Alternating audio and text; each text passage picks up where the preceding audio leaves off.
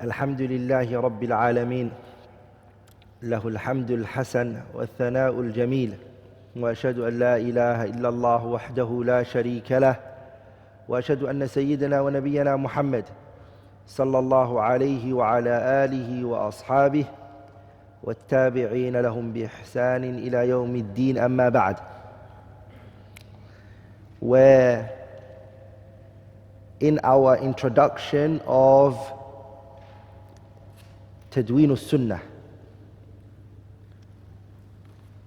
So inshallah ta'ala, today's lesson is going to be about the following. التدوين في القرن الأول.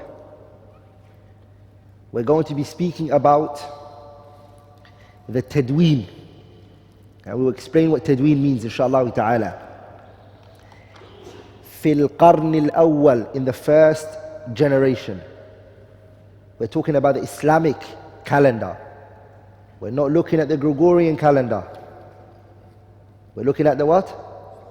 The Islamic calendar. How was the Tadween?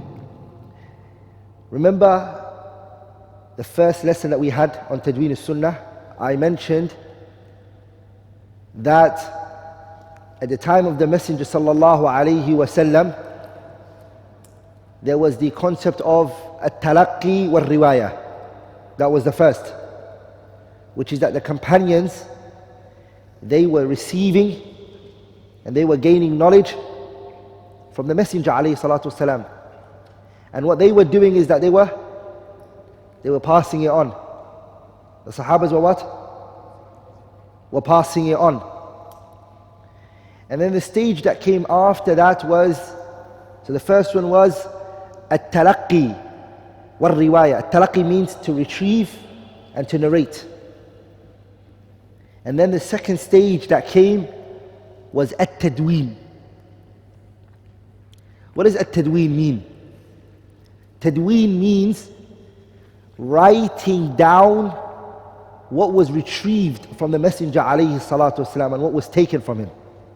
Writing it somewhere. This is called what?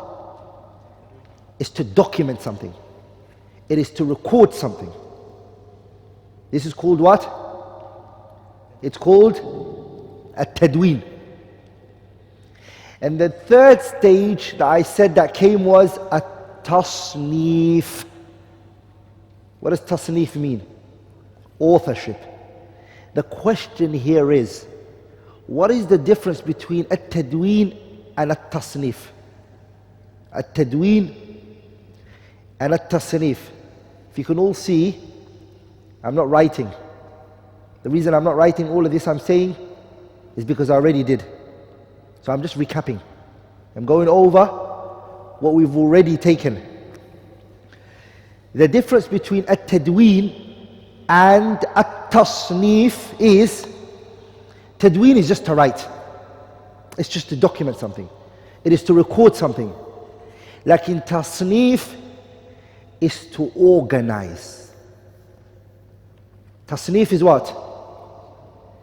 It's tartib. It is to do tabweeb. It is to organize. It is to make chapters for it. This is called what? The tasneef. Are we all together?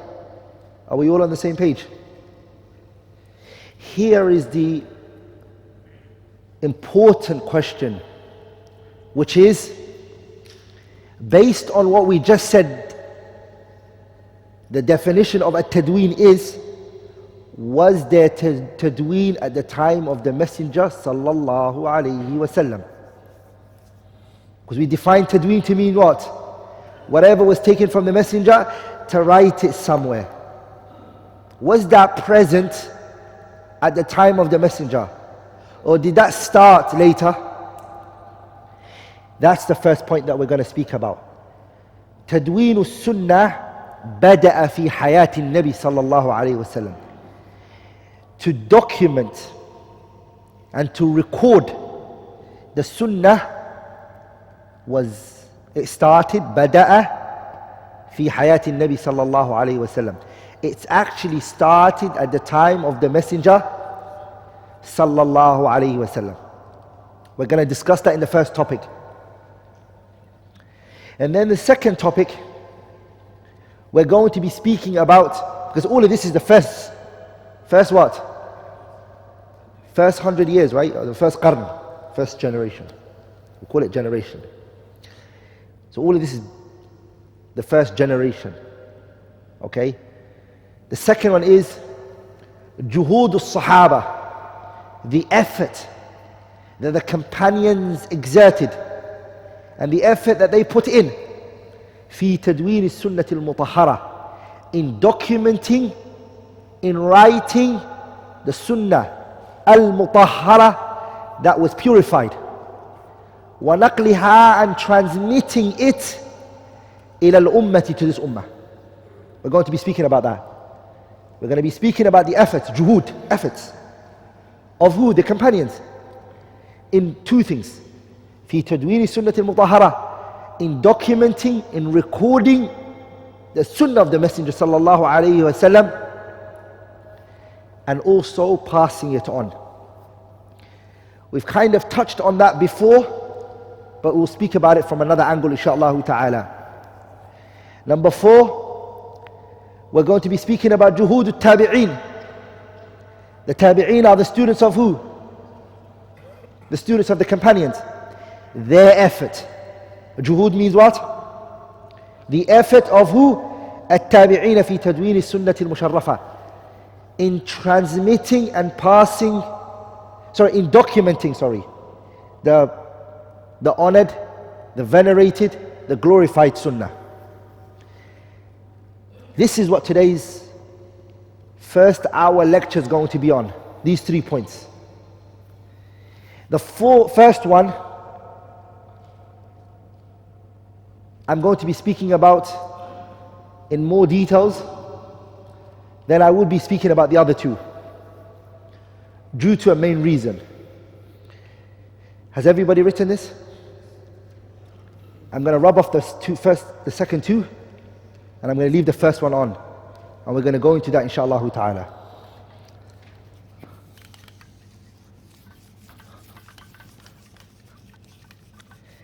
Let's talk about the first one. Tadween al-Sunnah. The Sunnah was written at the time of the Messenger sallallahu alaihi wasallam. There was something I mentioned previously, which was at the time of the companions, yes, hifz was the asal. Yes, there were people who memorized, and their memorization was far greater and was far more than the writing.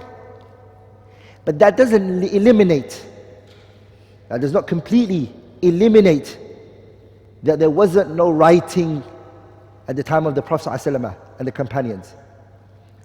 So there was kitaba, there was writing. Like this was the asal. This was the most. The most of the companions were memorizers. Writing was present, but wasn't the large percentage. Are we all together?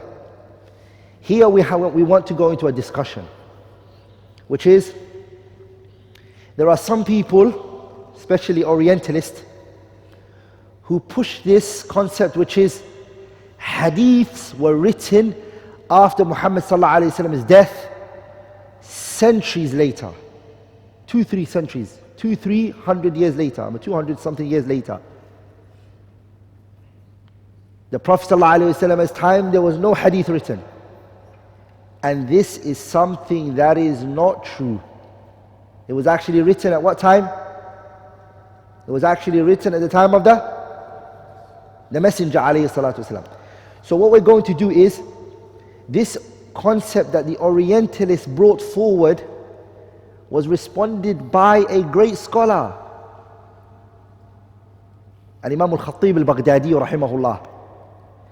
So his book is a kitab that responds to these, he was way before that, he was the 5th century. Khatib Al-Baghdadi was what? The 5th century. Okay, it's 900 years ago. But he already responded to these things that's in his book. So what we're going to do is, we're going to discuss this book, Taqyeedul Ilm.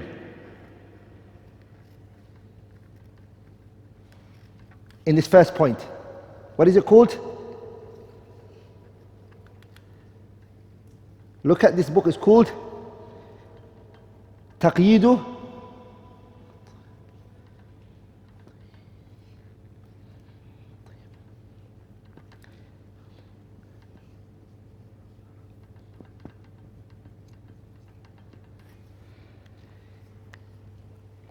Khatib al-Baghdadi rahimahullah. He's the author, a great scholar.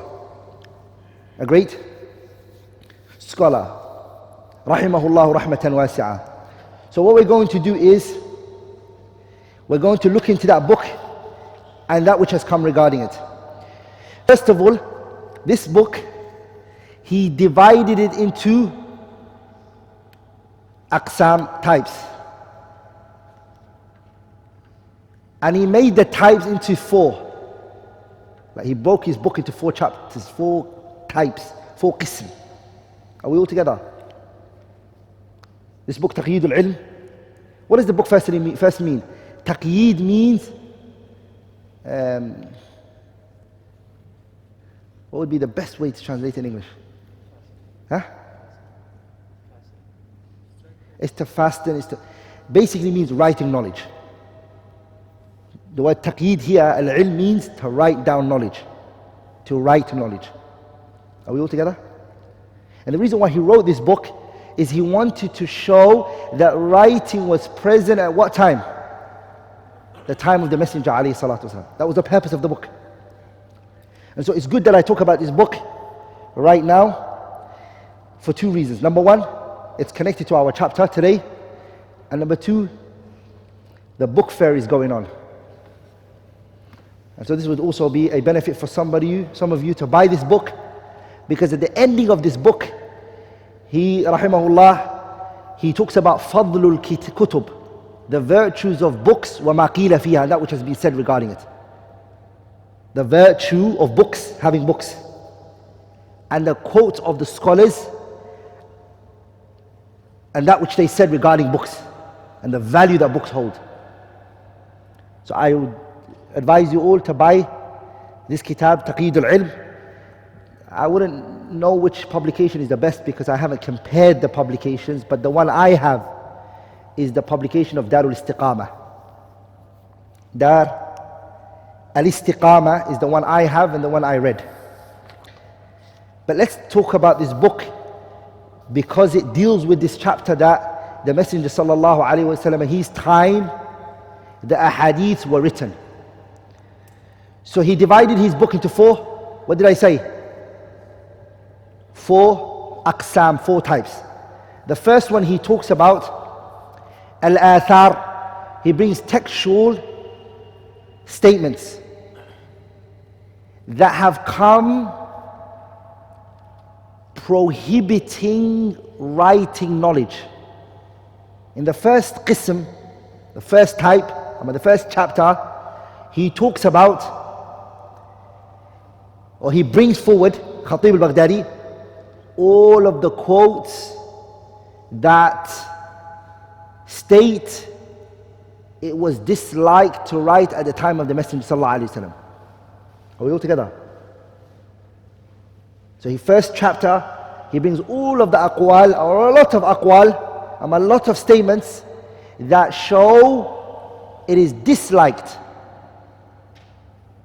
to write knowledge. So he brings the Prophet ﷺ statement. He brings the statements of the companions. He brings the statements of the tabi'een. Here I want to say something which is, are we all together? So in the first chapter, what does he talk about? The statement that is disliked to write knowledge. And whose statements does he bring? The Prophet, the companions, and who? Those 3. Huh? All of the statements that he brings from the Messenger sallallahu alaihi wasallam, all of them are weak, except one. All of the statements that have come where the Messenger ﷺ speaks against writing knowledge are all weak. Are we all together? Is what? It's all weak. Except one hadith. Hadith Abi Sa'id al-Khudri. Hadith Abi Sa'id al-Khudri. The hadith of what? The hadith of Abi Sa'id al-Khudri in Sahih Muslim, where the Messenger sallallahu alayhi wasallam, he said, "La taktubu anni." Don't write anything from me. وَمَنْ كَتَبَ عَنِّي غَيْرَ الْقُرْآنِ فَلْيَمْحُهُ. The Prophet ﷺ said, don't write anything which I have said. And anyone who has written other than the Quran, then they should wipe it, erase it, delete it.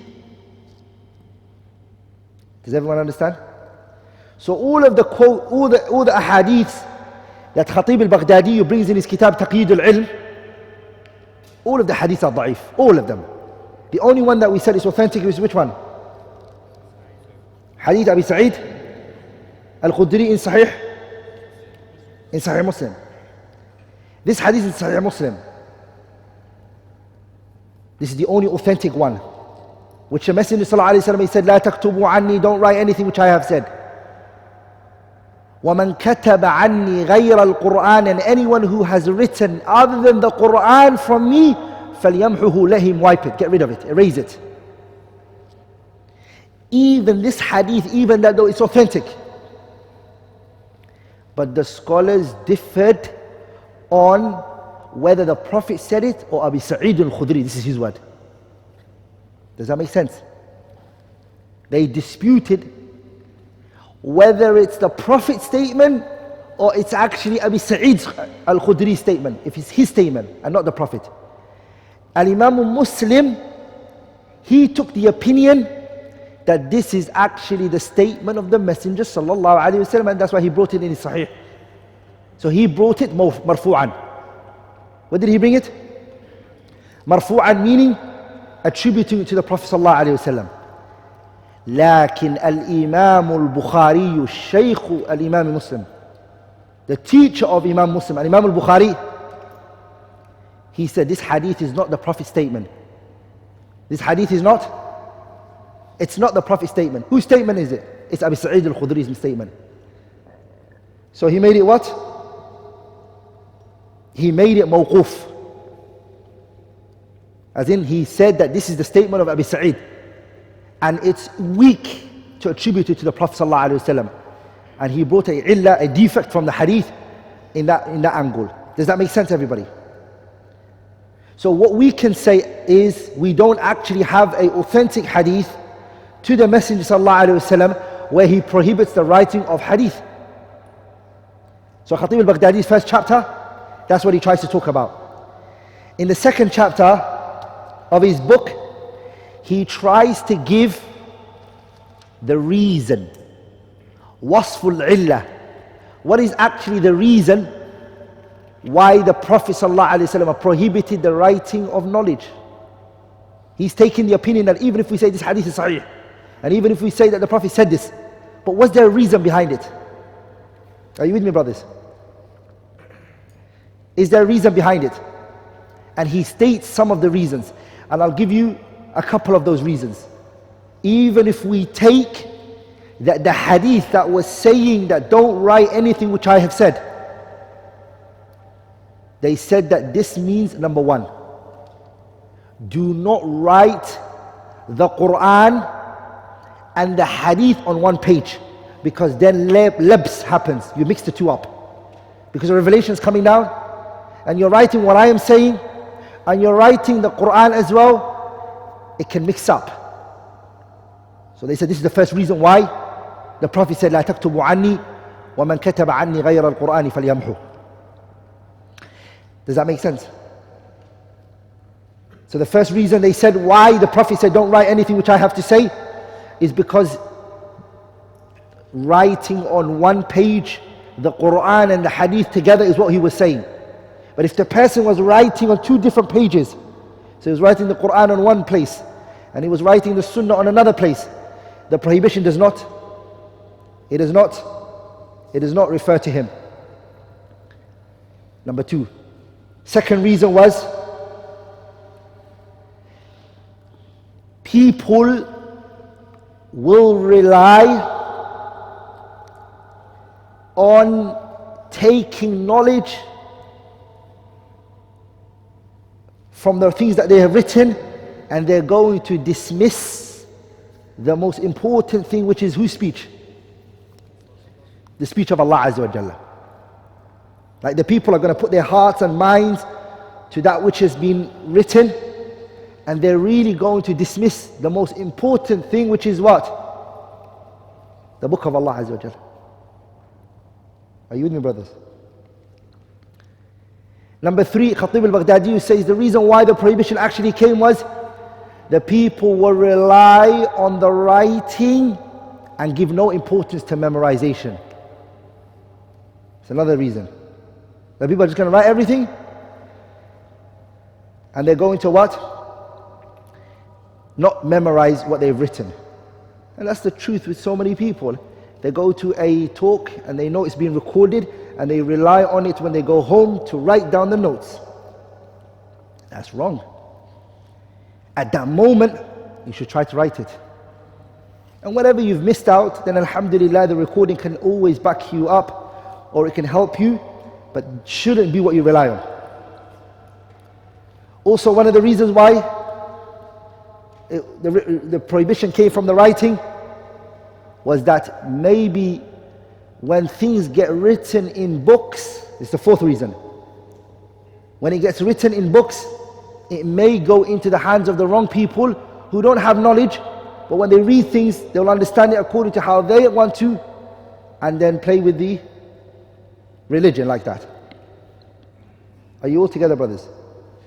So those who are saying the hadith is the Prophet's statement, this is their reasons. They say that the prohibition was. So now we don't have that problem, they say. Now we can write it. Because there's no mixing the Quran with the hadith. The Quran is finished. We will know the Quran. There's no problem in that regard. Are you with me, brothers? So we've now spoken about the first chapter, which is Tadween sunnah. It started at the time of who? It started at the time of the Messenger, alayhi salatu wassalam. We're now going to go into the second chapter, inshaAllah ta'ala. So remember to buy this book, Taqyidul Ilm. By who? Oh, I haven't finished the types of how much did I mention? 2 chapters. The third chapter is Khatib al-Baghdadi. In the third chapter he brings the statements and the textual evidences that permit the writing of knowledge at the time of the Prophet. Like when the companion came to the Prophet ﷺ, he said, Ya Rasulullah, what you have said, write it for me. I want it written. And the Messenger ﷺ, he said, Uktubu li Abi Shah. Write for who? Abi Shah. And also the famous hadith of Abu Hurairah. Abu Hurairah said, no one used to write more than I did, except Abdullah ibn Amr ibn al-As. Abu Hurairah saying this. No one had more ahadith than I did. Abu Hurairah saying this. Except Abdullah ibn Amr ibn al-As. He had more hadiths from me. How? Because he used to write when I never used to write. He used to write when I never used to write. So what did he just state here? He wrote. And Abu Hurairah was with the Messenger sallallahu alaihi wasallam when?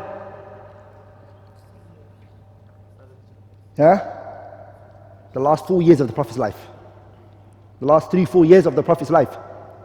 Some scholars, they even said that the prohibition was at the early stages of Islam, and it got abrogated. It got abrogated because Abu Hurairah here is writing. So the question here is, why did Abu Hurairah's narrations become more than Abdullah ibn Amr ibn al-As then?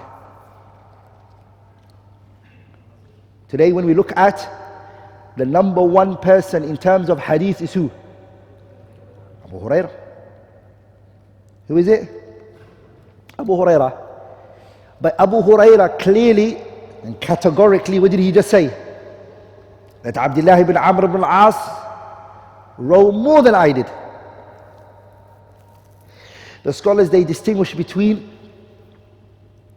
Abdullah ibn Amr al-As, he heard more from the Prophet. That doesn't mean he submitted and he passed on more. Who was the one who passed on more?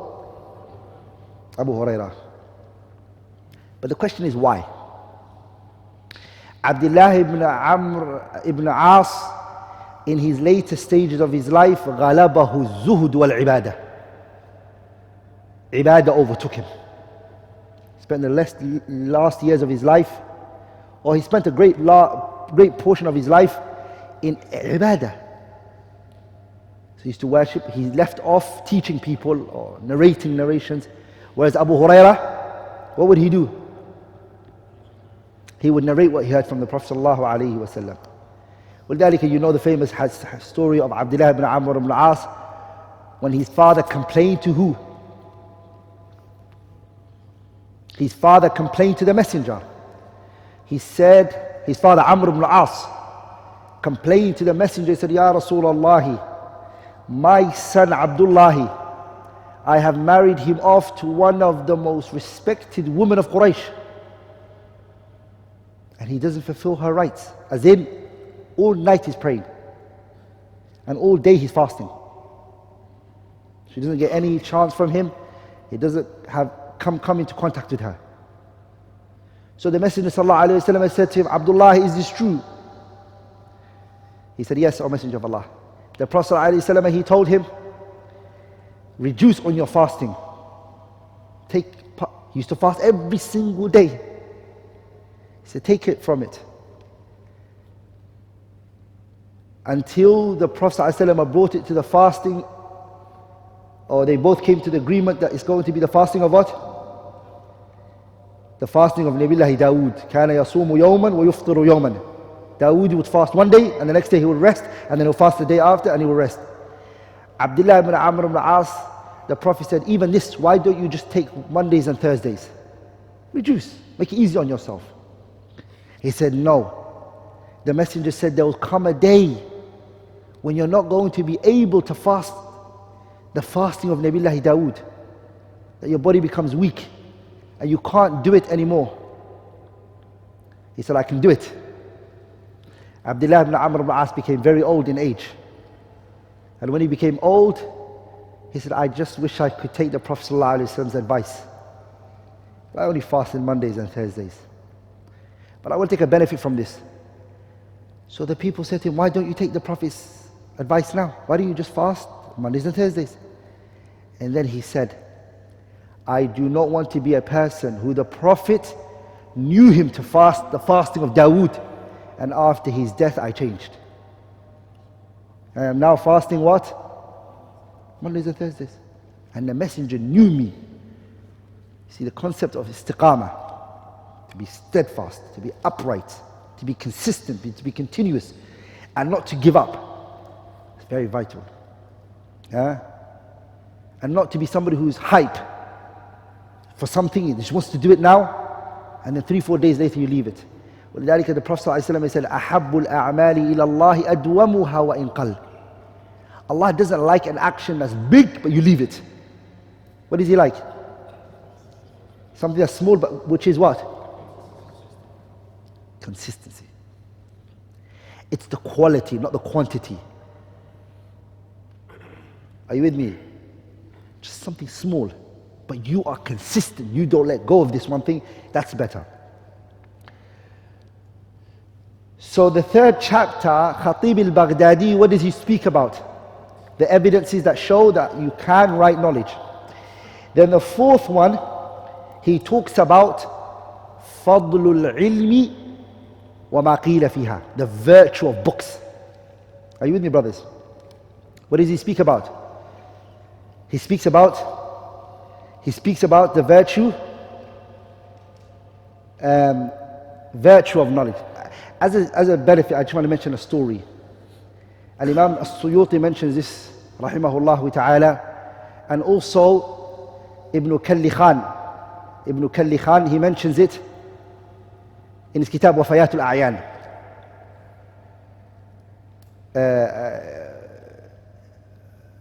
In the tarjama of Sharaf al-Murtada, Sharaf al-Murtadi, I think it's Sharaf al-Murtada. This man, Sharaf al-Murtada, he came to a shop to buy books. So when he came, he found the book. He found the book Al-Jamhara ibn Durayd. He found it, which he wanted to buy. He paid the price for it. And you have to remember, those times the books were not published like the way it is now, where it's printed in a printing house and etc. At those days, if a person wanted your book, they would have to copy it, everything, with their own hand. So I'd go to your house, I'd write everything from your book, and that's my copy. The copy that he brought was owned by Abu Hassan Ali ibn Ahmad ibn Ali al-Fali rahimahullah. It was owned by him, the great Adib. Ala kulli hal, this great scholar who owned the book, the one who owned it is the one whose book has been sold. Abu Hassan al-Fali's kitab has been sold. At the ending of the book, he wrote a line of poetry where he says, أَنِسْتُ بِهَا عِشْرِينَ حَوْلًا وَبِعْتُهَا. 20 years this book was mine. I owned this book for how many years? For 20 years I owned it. It was my own book. وَبِعْتُهَا. Now I have sold it. لَقَدْ طَالَ وَجْدِي بَعْدَهَا وَحَنِينِي. Now that I haven't got this book anymore, I don't own it, my suffering and my pain has become great. And then he goes on saying, وَمَا كَانَ ظَنِّي أَنَّنِي سَأَبِيعُهَا. I never thought in my life that I would come to a day where I would have to sell this book that I love so much. I never thought this would happen. وَلَوْ خَلَّدَتْنِي فِي السُّجُونِ دُيُونِي. Even if debt put me into prison, because I couldn't pay a person's their debt, I never thought I would reach a point where I would have to sell the kitab Al-Jamhara ibn Durayd. وَلَكِنْ لِضَعْفٍ وَافْتِقَارٍ. But because of my need and the weakness that I have now, it forced me to sell the book. And then he goes on to say, وَقَدْ تُخْرِجُ الْحَاجَاتُ يَا أُمَّ مَالِكٍ كَرَائِمَ مِنْ رَبٍّ بِهِنَّ ضَنِينِ. That when things become hard in life for you, sometimes you would do things that were so admirable to you, something you cherished a lot, you would be forced to sell it. So he wrote that poetry at the ending of the book. When Sharaf al-Murtada saw it, what did he do? He brought the book back to the owner and he gave him the money and he said, keep the book. This book means a lot to you. Huh?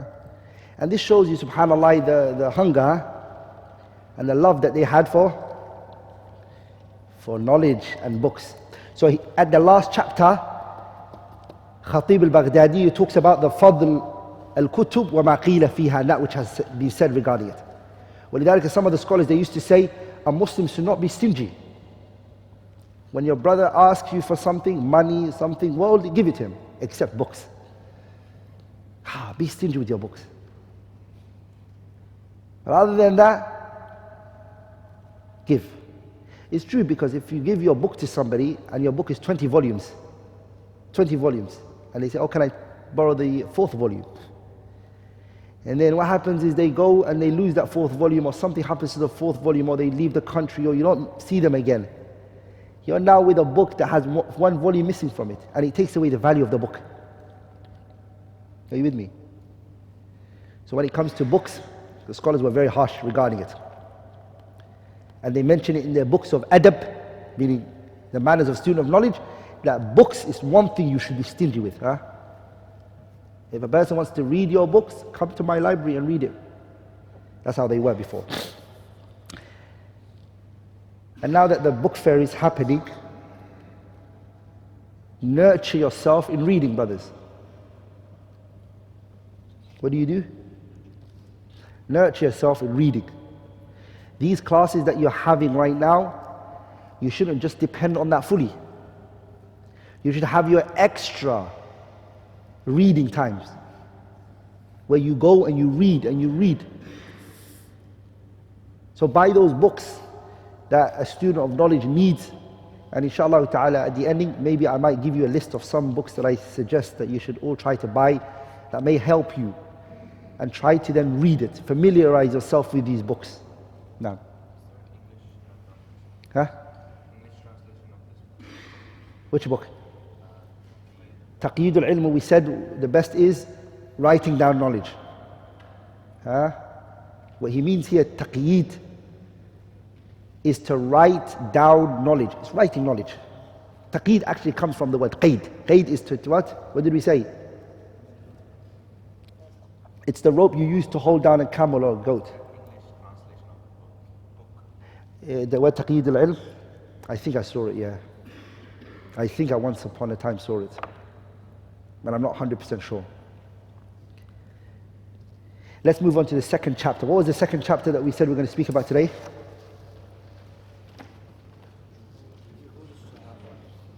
We're now going to speak about Juhud al-Sahaba. Yeah. Read it for me.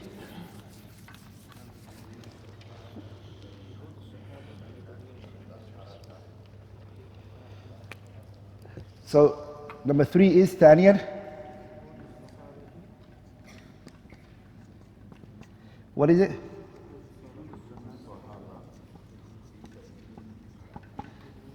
So the efforts of the companions, yeah?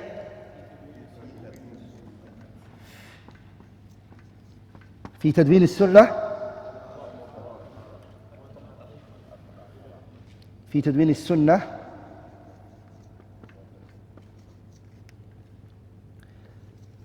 المطهرة هي ها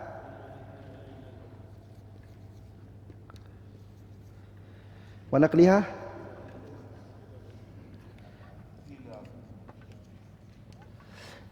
the efforts of the companions, 2 things. What were they doing?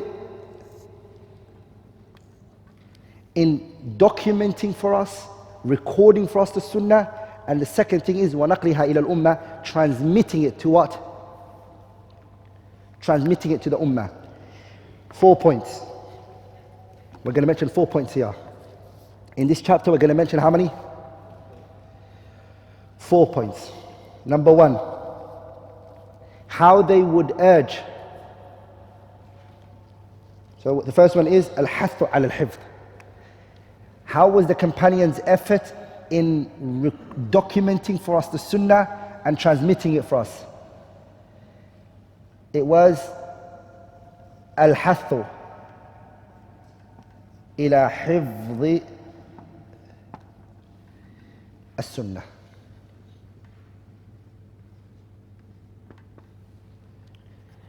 Al-hath, how they were urging.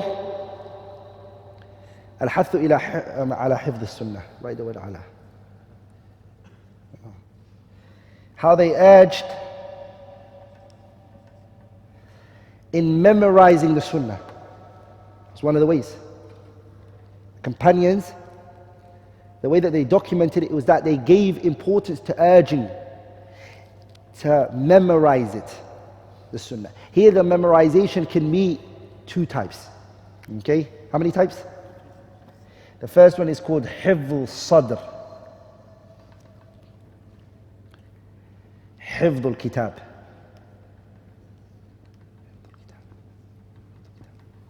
Hifdh al-kitabah. The hifdh is 2 types.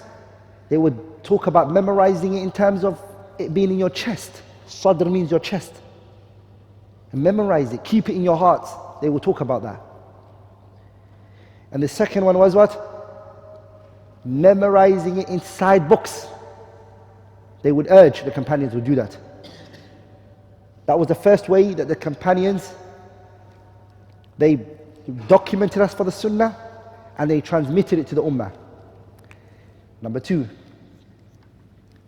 the second way which they did it is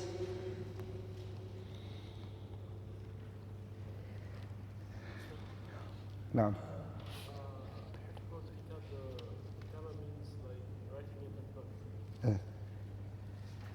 hifd is two types, remember.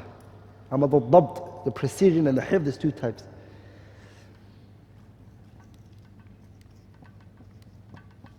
Al-Kitaba, the second way was, they would write bisunnati, they would write with the sunnah,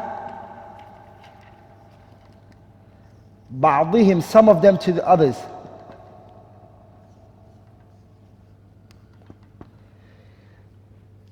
They would send the sunnah towards each other. Al-Kitabatu bisunnati ba'dihim say ila ba'd. They would send the sunnah to each other. They would write towards each other. They would write the sunnah and they would send it to each other. For example, Usayd ibn Hudayr, radiyallahu ta'ala anhu, the companion. Usayd ibn Hudayr, some of the sunnah that he wrote, he sent it to Abu Bakr, Umar, and he sent it to Umar and Uthman. And they used those ahadith, he sent them to use it for their judgment.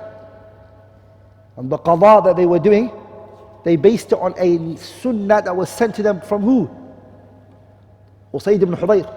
So the companions, the way that they gave effort in documenting the sunnah for us and transmitting it to the ummah is to remind each other by writing it to each other. Are you with me, brothers? Many companions, they did that. For example, Zayd ibn Arqam, he sent some of the hadiths to Anas ibn Malik radiyallahu ta'ala anhu. Na'am. The third way is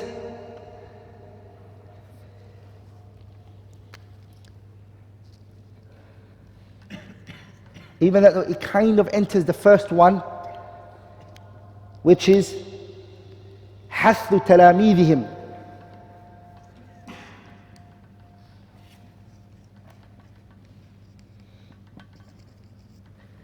How they urge their students in what? Ala kitabat al-hadith, to write the hadith.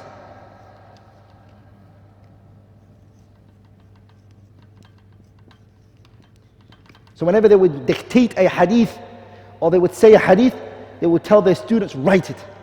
They wouldn't let their students just sit there and not write anything. So what they would do is hathu talamidihim. They would urge their students ala kitabat al-hadith, to write the hadith. Hath, they would urge their students to do what? They would urge their students to write the hadiths. And so they wouldn't let them. ولذلك Umar radiallahu anhu, it's also Anas ibn Malik and others, they would say to their students, قَيِّدُوا الْعِلْمَ بِالْكِتَابَةِ, narrow that knowledge, hold knowledge down by writing it. That's what they would say, write it. And it became a statement that the scholars use a lot, which is write. And nowadays, subhanAllah, you see a person come to a lecture and they don't write. Do you not actually understand that writing something sometimes actually helps you to remember something? When you write something down. Are you with me, brothers? Well, some countries, like back home from where I'm originally from, the Quran is written. The Quran is what?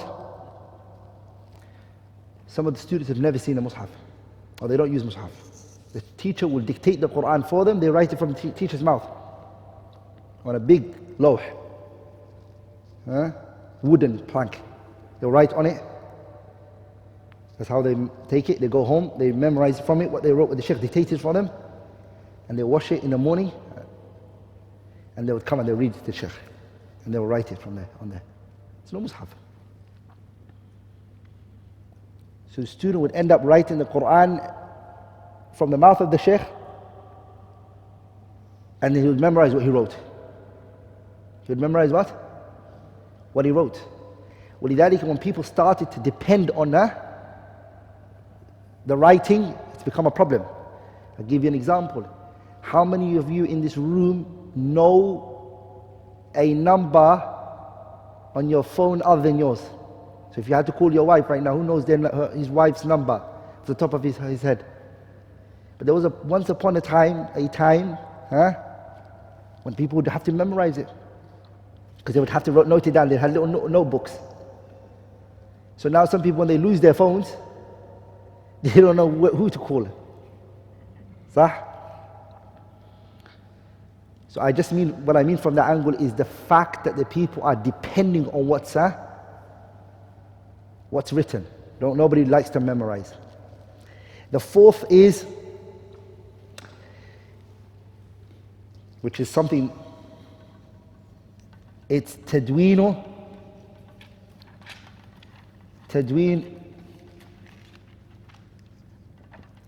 السنة في الصحف.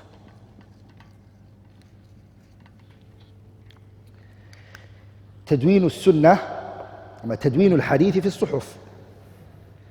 The companions, they had a hadith written for them in what? In suhuf. Suhuf is, does anyone know what suhuf is? Huh? Yeah, scrolls. That's a good word. Scrolls. Sahabas had their hadith written in scrolls for them. Hafidh ibn Hajar rahimahullah, Hafidh ibn Rajab rahimahullah ta'ala, he says in his kitab Sharh al-Ilal al-Tirmidhi, he says, وَالَّذِي كَانَ يُكْتَبُ في زمن الصحابة والتابعين لم يكن تصنيفا مرتبا مبوبا. The companions' time, they didn't have hadiths written in order, like Kitab al-Tahara, all the hadiths on Tahara, and then Salah, and then Zakat, and then they didn't have that. Hadith was all over the place. So this is the concept of what? Tadween. Sahabas, their one was not organized. It was all over the place. It was just write the hadith down. This is Tadween. Tasnif was what? For whatever, we're going to look at it later. Everyone organized according to something. Okay? One's book is based upon organization in terms of fiqh. Another one's based upon heart softening. But the point is that there came organization and a purpose behind writing. But the Sahabas one was purely to keep it. ولذلك ابن رجب saying والذي كان يكتب في زمن الصحابة والتابعين لم يكن تصنيفا مرتبا مبوبا إنما كان يكتب للحفظ والمراجعة. The Sahabas would write it only to revise it and only to go over it فقط. ثم إنه في عصر التابعين. But after that, the Sahabas time, صنف التصانيف, authorship started. وجمع طائفة من أهل العلم كلام النبي صلى الله عليه وسلم وبعضهم جمع كلام الصحابة, and then he goes on. After that, the concept of tasnif started. Like in Sahabas, they did tadween. If you now bring all of the hadiths that are written amongst the companions, are you with me? And you took those, are you with me, brothers? That's exactly the books that are written for us in hadith. Okay, I want this hadith from this page, give it to me, I'm going to put it here. So the tadween was already there. And what came after that was tasnif. ولذلك, at the time of Ali ibn Abi Talib, the Shia, they claimed that Ali has what? Ali has knowledge that no one else knows. What does Ali have? A knowledge that only him, the Prophet, told. It was an allegation that was going around. So the people came to Ali ibn Abi Talib and said, Ali, the Prophet ﷺ, he hid something to you and no one else knows except you. Ali ibn Abi Talib, he stood up to do khutbatul Jum'ah. And he said, Man za'ama, anyone who claims, anna indana shay'an, that we, meaning Ahlul Bayt, we have a unique knowledge. The Shia, they believe that Ali and Ahlul Bayt have a unique discussion with the Prophet. He told them something unique, no one else knows, they only know. Ali said, anyone who claims that we have knowledge uniquely given to us, which is not found in the Quran, then he's a liar. The only thing I have right now that the Prophet gave me is a suhuf, which he then had it in his stick, walking stick. He brought it out, or some of the narrations mention his sword. He brought it out and he read what was in it, and now even that one everyone knew. That's all I have. So what we want to take from the story is that Ali had a what? Suhuf. So he wrote hadith.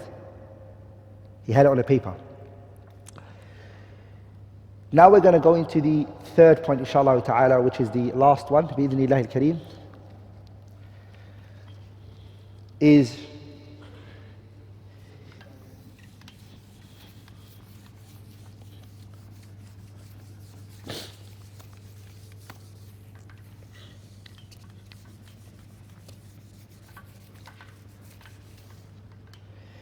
now we're going to go into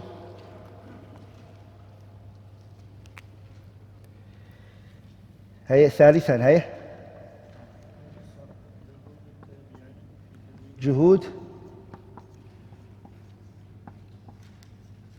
هي في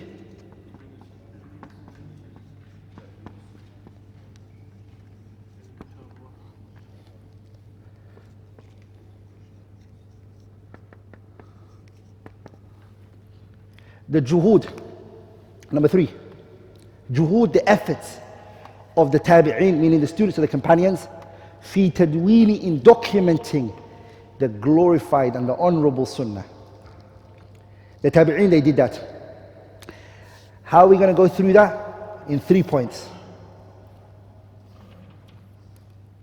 In what? In 3 points.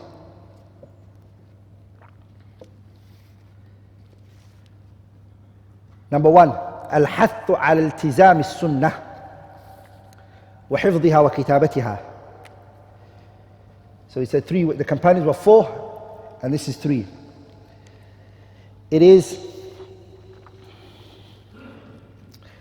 الحث, how they urged على التزام السنة. They urged, hath means to urge somebody, to convince them to do it. على التزام, to uphold السنة. They urged others to uphold the sunnah by what? By memorizing it, حفظها, also writing it,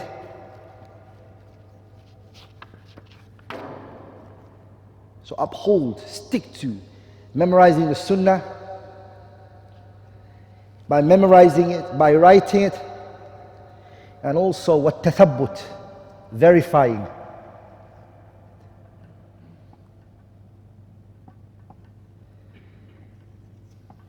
في روايتها, also verifying who you're narrating it from and who you're hearing it from. All of that was what?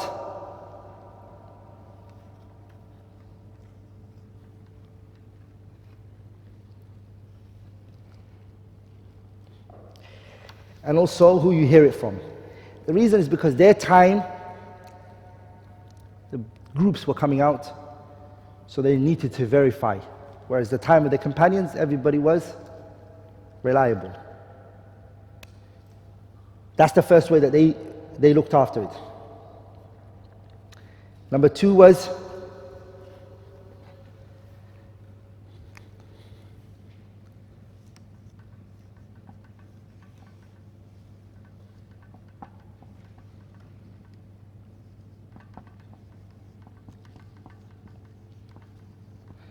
تدوينهم السنة في الصحف.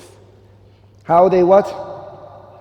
They documented, just like the companions, the sunnah in scrolls. Just like the companions, they documented the sunnah in scrolls, so did the tabi'een. They also did the same. Rahimahumullah.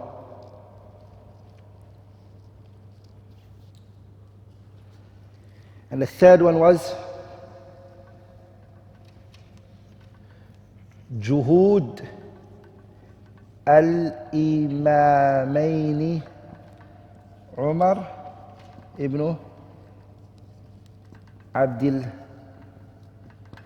بن عبد العزيز وابن شهاب الزهري. And the third one is the effort that was exerted by 2 great imams. Who is it? Umar ibn Abdul Aziz, and who? Muhammad ibn Shihab az-Zuhri.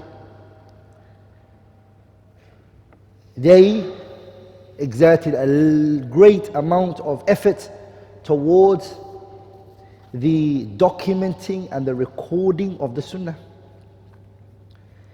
Umar ibn Abdul Aziz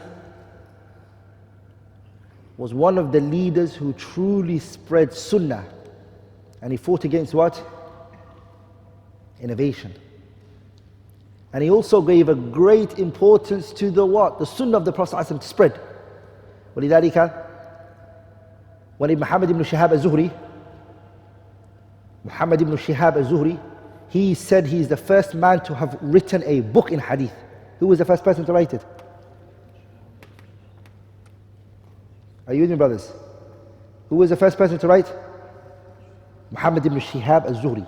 He was the first person to do tasnif in hadith. Okay, tasnif. But who commanded him to do it? Umar ibn Abdul Aziz. He said, right. Are we all together? When Umar ibn Abdul Aziz commanded him, he sat down and he wrote. And then after him, there came, inshallah ta'ala, I'm going to speak about it later, great scholars came, like Ma'mar ibn Rashid, who then came out from Yemen, and he authored. Sa'id ibn Abi Arubah, he came out in Basra and he authored. Al-Awza'i, Abu Amr Abd al-Rahman ibn Amr al-Awza'i, he came out in Sham, he authored as well. This is after Ibn Shihab. Also Ibn Abi Dhib, he came out in Medina, he authored. Al-Rabi' ibn al-Subayh al-Basri, he came out in Basra, he wrote. Shu'bat ibn Hajjaj, Abu Bistam al-Ataki came out in Basra, he authored as well. Abu Salamah Hamad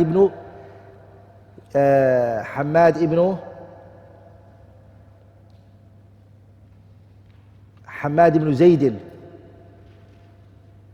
Hamad ibn Salama. This was Hamad ibn Salama. He came out and he authored, rahimahullah. Abu Salama Hamad ibn Salamata ibn Dinar in Basra. Al-Imam Malik in Yemen. In Medina. Al-Imam Malik in Medina. Abdullah ibn Mubarak in where? In Khurasan. And Abdullah ibn Wahb in Egypt. Sufyan ibn Uyayna in Mecca. Waqi' ibn Jarrah al-Ru'asi in Kufa.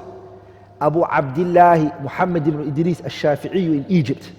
Abdul Razzaq ibn Hammam al-San'ani in Yemen. All of these scholars, what they did, everyone started to do tasnif. Are you with me, brothers? 19 scholars, one time they all started writing after Muhammad ibn Shihab az-Zuhri wrote. No one knows these 19 who wrote first. No one knows who wrote first. The scholars only know they were in the same timing. And we'll speak about that later, inshallah ta'ala. I'm going to write the names on the board for you for the next part of the lesson, inshallah ta'ala. In the next part of the class, I will, inshallah ta'ala, I will do that, inshallah ta'ala.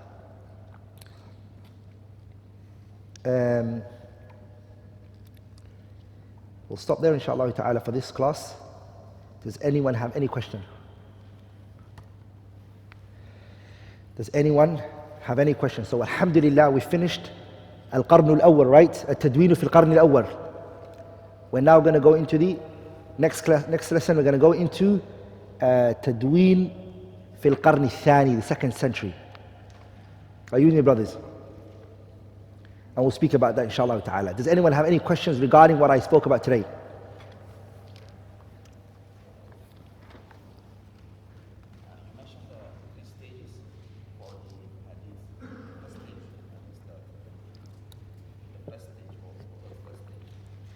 So the التلقي والرواية. التلقي means to take it from the Prophet عليه الصلاة والسلام.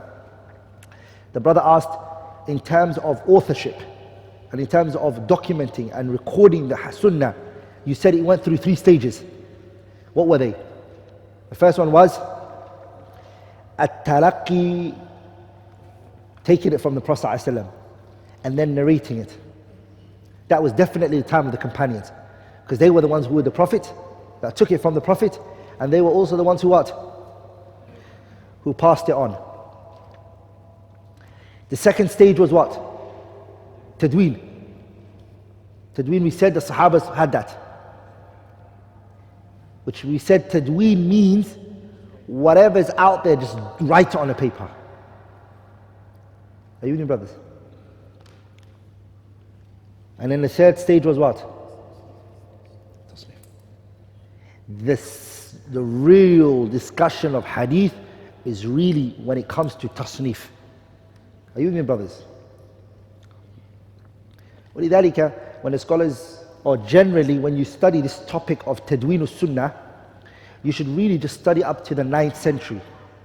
Are you with me, brothers?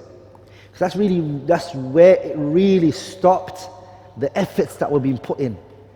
After the 9th century, in Islamic calendar, everybody that came after that was just using what was already there. And to be very frank and honest, after the 9th century in the Islamic calendar, the 9th century, this knowledge of hadith went to the subcontinent India. It moved to that direction. And it was then put in the hands of the scholars of India. And they then came out with the strongest and the greatest efforts regarding this science. Nadir Hussain al-Dihlawi rahimahullah ta'ala, Siddiq Hassan Khan, Muhammad Bashir al-Sahsawani, those scholars of that era, are you with me, brothers? Way before, we're talking about the author of the kitab Hujjatullah al-Baligha, the author of the kitab Hujjatullah al-Baligha, which is Waliullah al-Dihlawi rahimahullah ta'ala. Waliullah al-Dihlawi was before Muhammad ibn Abdul Wahhab, was older than Muhammad ibn Abdul Wahhab. Rather, Muhammad ibn Abdul Wahhab's teacher was an Indian scholar, Muhammad Hayat Sindhi rahimahullah, sah? Who he took the hadith from. Are you with me, brothers? And the marwiyat of Bukhari and Muslim and Abi Dawood and Tirmidhi ibn Majah and the riwayat of the hadith today, no one can have a sanad in Bukhari today except 99.9% is going to go through who? Waliullah al-Dihlawi rahimahullah ta'ala. He's thabat. And in marwiyat I saw it, rahimahullah ta'ala. ولذلك the rahalat turned towards that direction. But that era, there wasn't coming out new books or new style of, it wasn't. It was shuruh, explanations that were coming out, hawashi, footnotes, tanqihat and tahqiqat, authenticating what's already there, sifting it out. Does that make sense? So the person should really give a lot of importance to studying how the sunnah it came about. Any other questions regarding what we already took? No? Okay, we're going to start the next lesson, inshaAllah ta'ala.